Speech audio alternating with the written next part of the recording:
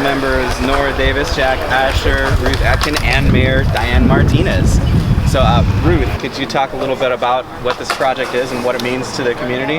Well, this project was a long time in coming, and for a long time we had tot lots, we had climbing structures for younger kids, and I really wanted something for older kids. I have to say, the first time I wanted the skate park, I wanted for the Ashby interchange redo, but then I had this vision of like half pipe up in the air overlooking the bay.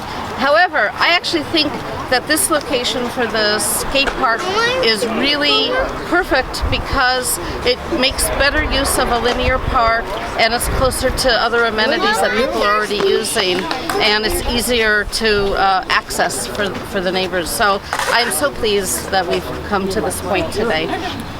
Great. Could you talk a little bit about what an improvement it is from what it was previously? So, well, it was nothing for a while. And then as part of the Pixar agreement, they agreed for their campus expansion, they agreed to install a linear park. And that was actually a nuisance attracting kind of unsavory activities here. And so converting it to a skate park is really activating this use very nicely. I have a comment I'd like to make. Maurice Kaufman, the Director of Public Works, is the one who really implemented and got this skate park in here. It's a beautiful job. The public opened it before we're opening it because it's such an attraction, and I'd like to congratulate Maurice on what a wonderful project this was and how he worked with the skateboarders themselves to design it and move it forward. So we're very fortunate. It's a good facility. Mayor Martinez? Well, there's so many people and so many organizations who came together to make this happen, to create the skate park, to design the skate park. So much community interaction and engagement. We're really, really, really proud of how this came together. And as a person with a family in this neighborhood, I'm just really happy to have this area so active and be really an attraction for kids and families and people all over this area outside of Emeryville. There are plenty of folks who are not residents of Emeryville who are right here enjoying Emeryville right now, enjoying the skate park, and who will be enjoying the businesses that are adjacent to the skate park. And it's really, really a great use of space, great idea, great execution. Couldn't be more proud. Great.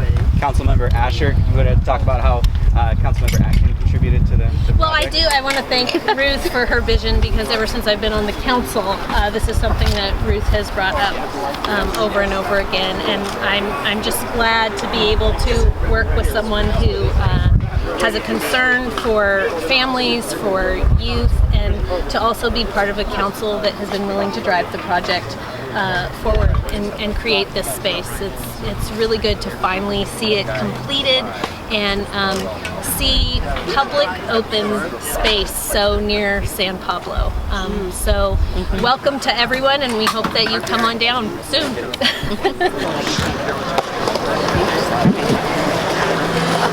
Good morning, ladies and gentlemen. I'd like to welcome everyone to the ribbon cutting ceremony for the Joseph Emery Skate Spot. We in Emeryville were really excited about the opening of this new skate park. It's the first of its kind in Emeryville. And without further ado, I'd like to turn the mic over to Mayor Diane Martinez. Well, thank you everyone for coming today to help us celebrate the opening of the skate park. There are so many people and organizations and groups that came together to really make this happen. And first, I'd like to recognize my colleagues on City Council who are here to help us with the celebration. Nora Davis. I want to recognize Ruth Atkin, who is a big proponent of getting this here. Jack Asher, always a proponent of open space. And I also want to thank former council members. I don't see them here, but Jennifer West and Kurt Brinkman were on council when this idea came about, and they helped push it through. So I'd like to give them some recognition. I also want to thank our Public Works Department. Special shout out to Maurice Kaufman. Hey, Maurice! Okay, he's incognito with it, sunglasses and hat on. And Matthew Birkland and Mike Roberts. There was a lot of work on the staff side that was required to make this happen. And the staff were helped in great deal by some local skaters. And I'm going to call out Alex Fatemi. Yeah. Thank you, Alex. You should wave your hands if you know who you are. People should. I'm not sure if they're here, but Tony Murana and Ian Schaefer. Not here, but I want to thank them. Artist Michael Greenwald for two of the pieces in here. One's called Sine Waves, and one's called Manta. And they're pieces of art that actually have a function here in the park, which is fantastic. Also want to thank everyone involved in public arts who helped select those pieces. We want to thank the East Bay Regional Park District for Measure WW funds. We want to thank Pixar for their cooperation and support in this. The City of Emeryville, of course, for kicking in a little bit, which is really just thanking all of you for being here and for helping. The Tony Hawk Foundation. Jim Tebow is here. He's somewhere in the crowd, but I would like to thank Jim for coming and helping us celebrate this, and for all of the support. The architect. Is the architect here? Is Zach Wormhout? He's not here, but he did a great job, as you can see. We want to thank the contractor, California Skate Parks. And we also want to thank the businesses here that have been of great support, and I hope you will visit them today. Arizmendi, Wingstop, Los Cantaros, Grottos Burger. And there are some other organizations and businesses that have been of support as well. Bay Street Emeryville. This greater area is called the Promenade Shopping Center, so we want to give them a thanks. Thrasher Magazine. And then I got an education today that the skate shop is 510, not 510. 510, Danny's here from 510, 510, excuse me. It's 510. We want to thank CBS, we want to thank Bell. We want to thank Zoomies, and we also want to thank the Evil Eye for helping to organize and bring together some of the great giveaways that we have today and for promoting this. So, you know, if there's anyone I've forgotten, actually, I believe I saw Planning Commissioner Gail Donaldson is in the crowd. Planning Commissioner John Bowders is in the crowd. And Betsy Cooley is also here, who has served in many capacities, albeit Parks and Parks and Rec Committee. We want to thank the Parks and Rec Committee. I remember Brian is right here. I want to thank the Community Services Department for helping with this event and everything that they do. I know they're going to continue to have some great events here. Stacy and Pedro are here from the Community Services Department. Is there anyone else that I haven't given? Oh, we have a school board member, Christian Patz, is hiding over by sine waves. And I think I see some members of our fine PD who are making sure that we're all safe at this event. And with that, I just want to thank everyone so much for coming. This is going to be such a well-used and well-loved amenity to the community, and you can see it's already very much appreciated by all the folks who are here. So thank you. I'm going to turn the mic back over to Brad to move on with the ceremony.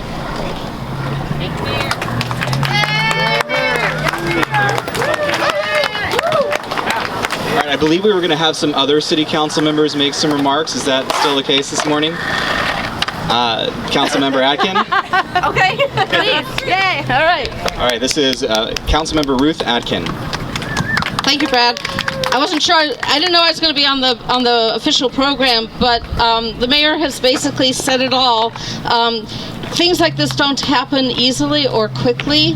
I think the idea for a skate spot, I don't know, Maurice, how many years does this go back? 10? 5? 5 for this project. 5 for this project, but the idea was before that. And again, I just want to reiterate that this is an amenity that if we ever needed a needs assessment, we know that this was definitely needed because it was already in use before the chain link fence came down.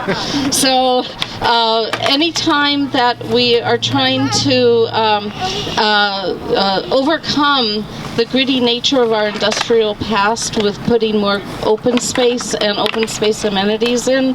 It's just another indication that of the many ways that Emeryville is transforming itself and has transformed itself over the years, and is a testament to the fact that we can remake this little 1 square mile city.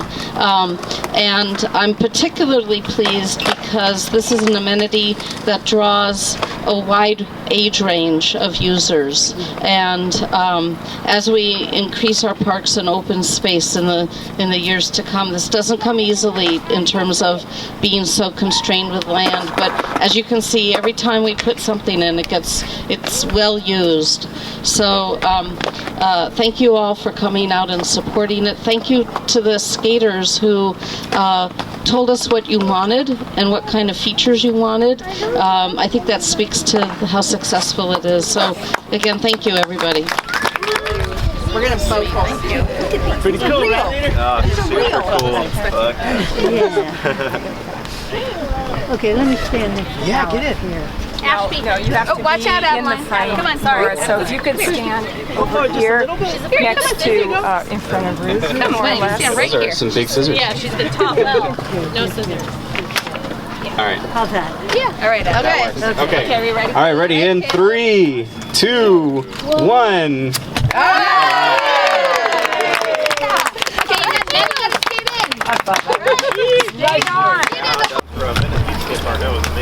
Really? Yeah. You skateboarded? I've been to that one, but not for the opening. It's been a while. I was just a fluke, man. While I was even down there, it was just crazy. One person does decide to speak. Can I get you to come with me? Yeah. Yeah, the Tony Hawk Foundation is all about empowering youth to come together and build spaces like this. I think Diane and her team did a tremendous job, and I can't wait to see all the activity that goes on around here. It's a special thing to have a safe place for kids to come and skateboard, and all ages and all ethnic backgrounds, and it'll be a great thing for the area. I think what really made this project special is that there was a group of skaters in the community that actually contributed to the design, and we sought them out to ask what they wanted. And before they were here, they were all skating under an overpass over on the other side of the Oakland border. Right. And so to give them a safe place where they're allowed to be here and they're supposed to be here, and give them a sense of place is really what's going to contribute to the community. Sure, and that they know that they were a part in getting it done is a huge empowerment to them. Exactly. And they can pass that on to other kids who want to build more places like this. You know, a city just doesn't need one space. There are many basketball courts, and there should be many skateboard parks too. Jim, can you talk about how the design of this park is special? I haven't seen any parks that are as long and narrow as this one. And then also with all the features, you know, I'm told by some of the skaters that there's just a different kind of skating today than there has been in 10 years ago, for instance. Yeah, when we first saw this project come across the foundation's desk, we were real excited about it because it was a very original design, kind of a pathway that could be, in a sense, multi-purpose for people walking as well as skateboarding, although I think it's going to be mostly skateboarding, But I think that it shows a city that you don't just need a square plot of land to build a skateboard park. I think that this is a great use case example. If you have some space, the skateboarders can make it work. As you were saying, bring in the local skaters to get their feedback, and they will tell you what to build and make it something that they're going to want to come to rather than a place where they just build and they don't populate. I'm Alicia Raffel, and I'm a member of the Art and Public Places Committee. So, and what's your name, sir? Rick Tejada Flores, and I'm on the same committee. Great. So, Alicia, can you talk a little bit about what the Public Art Committee did and how it contributed to this project? Absolutely. We go through a process of putting out bids for requests for proposals for art for this project, and then we interview the artists, and then we go through a selection process of what would work best in this space. And that's something we do for all the public art pieces in Emeryville, which has a lot of public art pieces. It's really nice when art has some relation to the landscape. It's what's called site-specific art. So this right, art. And we're speaking of the We're wave. talking about the wave, the poles on the edge of the thing that they help define the space. they sort of make it a safe area. It's not part of the parking lot. It's very clear that that's there and this is here, but you can see through it, right? So that no one's going to get hidden behind it or anything like that. So it's a very beautiful connection of form and function. All right, I'm here with Maurice Kaufman, the Public Works Director, and Keely Nelson, the Associate Civil Engineer with the City of Emeryville, and they're here with us to talk about the Portland Loo. So, Keely, why don't you start us off and just talk a little bit about the technology of the Portland Loo. The Portland Loo was designed in Portland, Oregon, and they used a model that specifically would deter crime and would be a model that was very robust and easy to clean, and a very simple design that could be monitored easily. So the Portland Loo is very simple in its design. There are very few elements. There's a working toilet, toilet paper, and hand sanitizer, and that is it. Very few elements to vandalize or to break. It's open at the top and at the bottom, so it's easy to monitor if there's anybody inside. It also makes it undesirable to hang out in here for a long period of time. Okay, I'm here with Jerry, local skater in the community. Jerry, tell us where you were skating before you came to Joseph Emery Skate Spot. In SoMa in San Francisco, which is a skate park they built a couple of years back underneath the freeway. Yeah. So how does this compare? It's different, better? It's actually great. I mean, it's pretty creative. It has some kind of weird lines, things that looks pretty challenging, but not over the top. Something for everyone. So, yeah, it's a nice skate park. What does it mean to the skating community when a new skate park like this opens up? Oh, I mean, it's a big deal just for the community because it gives people something to do. Be outside, do some exercise. So, it's a good thing for the community, for all ages, I would say. I'm with Cruz and Ari here. And Cruz, could you talk a little bit about, actually tell us where you live. Do you live near here? Or? We live literally a block away. Yeah, so tell us what the skate park means to you. It means a lot. We're very excited. We would usually bike around town because Emeryville is an awesome town for biking. Yeah, and so we were very excited to see it be constructed, and we were very happy when it finally was ready for us to go and get a ride on it. So excited. Before this was here, we used to race all the way through there when we went to Pixar. Mm-hmm. That's right. Great. So what's your favorite thing so far that you see? I enjoy that it's not just for teenagers, right? Right, it's for the whole family, right? Yeah. We've got the whole family right here. Exactly, and we're ready to go, right? With the helmets? All very safe. It's a huge source of pride for the city. I mean, to have your own skateboard is a badge of honor, and it just shows that you really are trying to truly attract families into the city. These are the amenities they want. So, in my opinion, it's a huge move forward for the city.